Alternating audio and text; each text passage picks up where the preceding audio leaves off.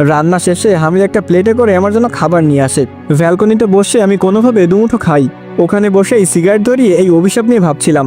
কতটা অসহায় ছিলাম তা নিশ্চয়ই আপনি উপলব্ধি করতে পারছেন। রাত পার হয়, খুব ভোরে হামিদের ডাকে ঘুম ভাঙে। চেয়ারে বসে কখন ঘুমিয়েছিলাম তা মনে নেই। হামিদকে দেখলাম সে পুরোপুরি প্রস্তুত। আমাকে প্রস্তুত হতে বলে হামিদ একটা সিগারেট ধরাই।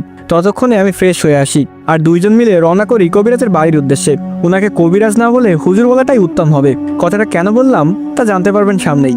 হামিদ আর আমি রিকশায় করে 15 মিনিটের রাস্তা পার করি। তখন ভোর 6টা, শহরটাও যেন ঘুমান্ত। আশেপাশে কয়েকজন লোক ব্যতীত কিছুই নেই, কিন্তু এই অল্প সংখ্যক লোকের ভিড়েও আমার প্রচুর হয়রান লাগছিল। রিকশা চলছে, এমতো অবস্থায় রিকশার সামনে একটা কুকুর এসে দাঁড়িয়ে যাচ্ছে। রিকশা চালক কোনোভাবে কুকুরকে এড়িয়ে গেলেই একই কুকুর আবার রিকশার সামনে কোথা থেকে যেন চলে আসে। একটা সময় মানুষ আসতে শুরু করলো, রাস্তা পারাপার করছে, কিন্তু আমাদের সামনে এসে এই পথচারীরা পড়ে যাচ্ছে বারবার। রিকশা থামাতে হচ্ছে বারবার। আবার কিছু দূর যেতে না যেতে রিকশার চাকা ফেটে যায়। রিকশা চালক নেমে দেখে নতুন চাকায় হাওয়া নেই। তিনি ওই ভাড়া নিয়ে আরো একটি রিকশায় আমাদের তুলে দেয়। এইভাবে বিভিন্ন বাধা আসতেই লাগলো। মনে হচ্ছিল যেন কোনো শক্তি আমাকে আটকে দিচ্ছে, বারবার যেতে দিচ্ছে না।